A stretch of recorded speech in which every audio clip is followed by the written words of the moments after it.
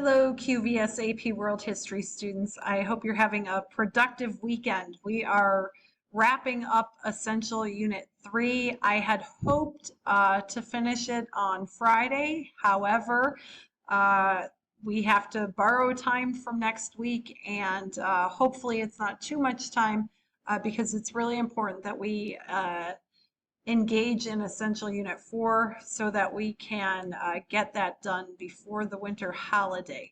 So in Essential Unit 3, I'm not going to spend too much of your time today, but I just want to kind of highlight a few important points in terms of how you're going to bring this unit to a close.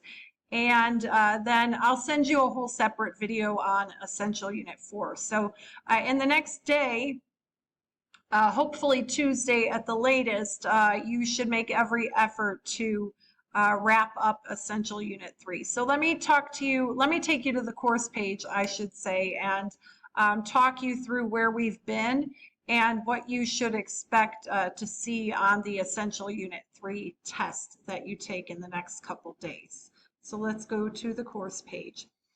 So you know the focus for this unit has been the land-based empires between the time period from 1450 to 1750. In fact, you should have spent a significant amount of time over the past few weeks looking at one of those land-based empires in particular, because you had to present to the rest of us the political structure, the religious beliefs, how the society was structured, the labor systems, so on and so forth. So in that project, you should have gained a deep understanding of at least one of these empires.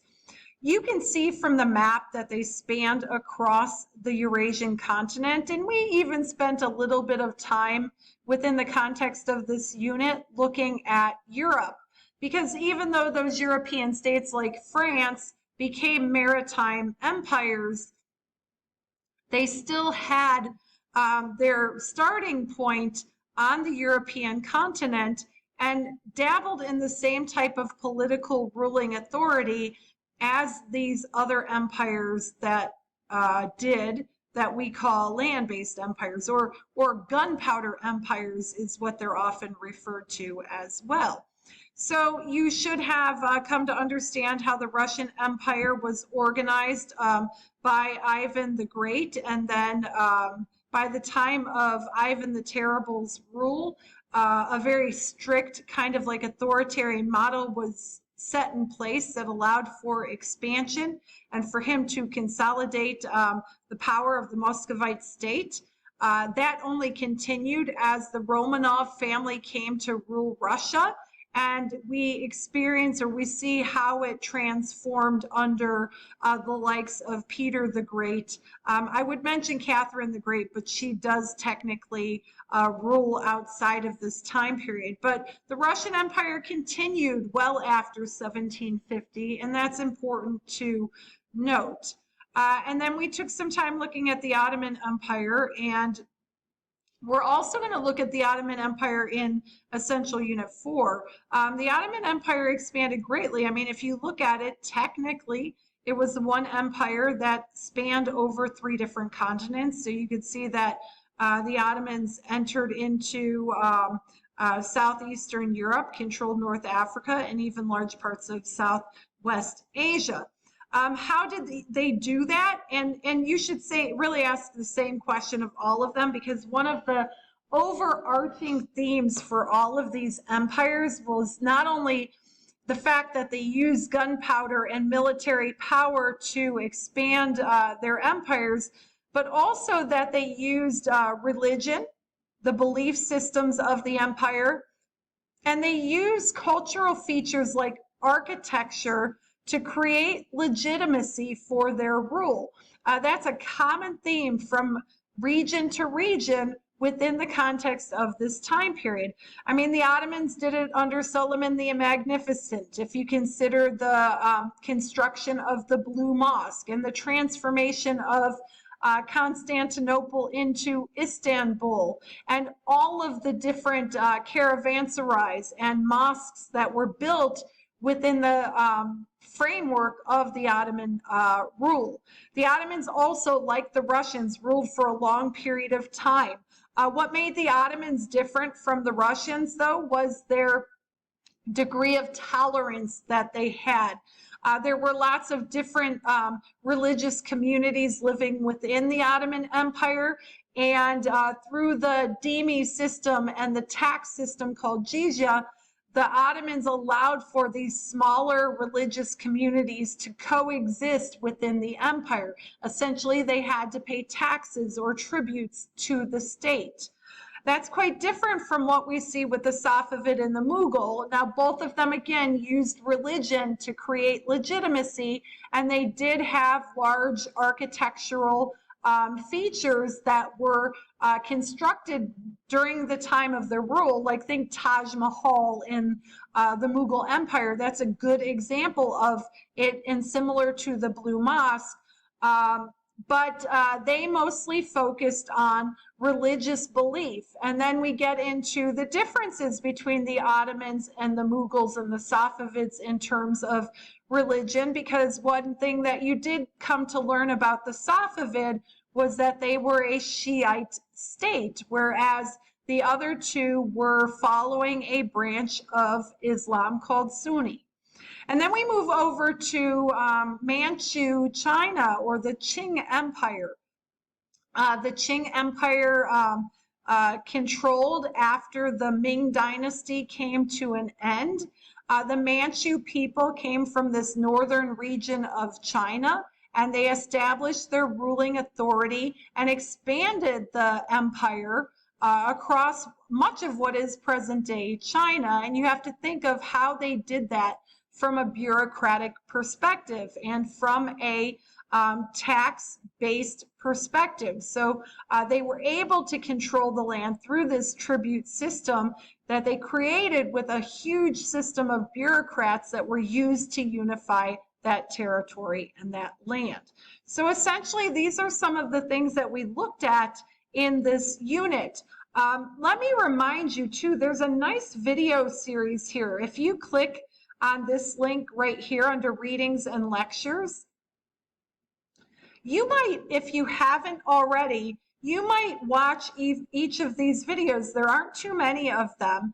They're no more than 5 minutes in length.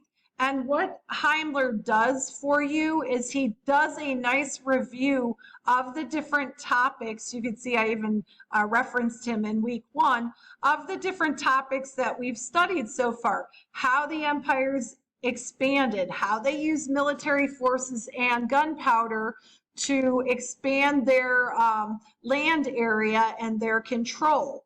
How the empires administrated, the system of taxes and bureaucrats, this very authoritarian style of rule. We took a look at absolutism in France particularly, and this wasn't much different from the different type of ruling authoritative systems that existed from empire to empire. We took a look at the different belief systems and how these empires used religion to gain the, to unify their states and also to gain the support of the people. And then finally, after you posted your autopsy project, there was one last item that you needed to do, and it's this land-based empires chart.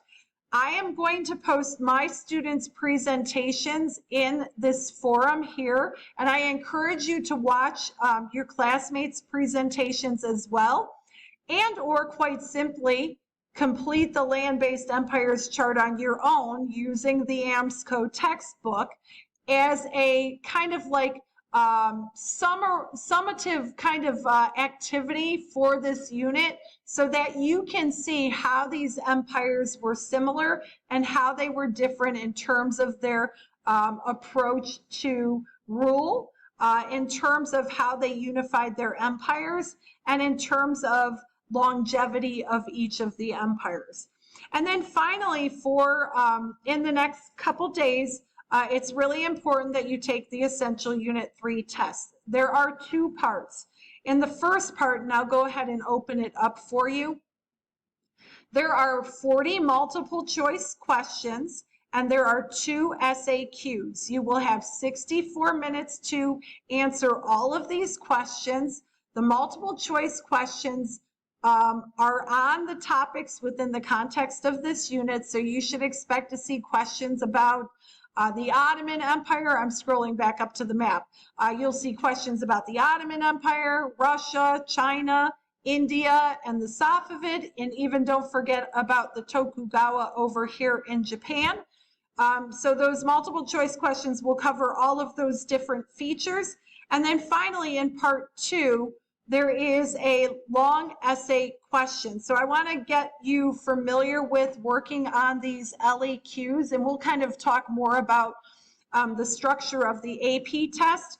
But in this LEQ, the expectation is that you write a 5-paragraph essay, and I'm going to give you 40 minutes to construct a response for the essay question, okay? So try to get this done at Tuesday or by Tuesday at the latest. And then, like I said, I will send you another video that introduces Essential Unit 4, and our goal for that unit is to complete it before winter break. I hope you have a good week. Of course, please feel free to contact me if you have any questions. I am happy to help you at any time. I don't want you to overthink this test. Don't get nervous.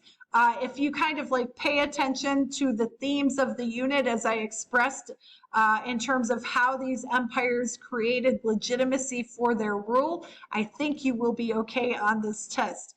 Have a good rest of the weekend, and I look forward to talking to you soon. Bye.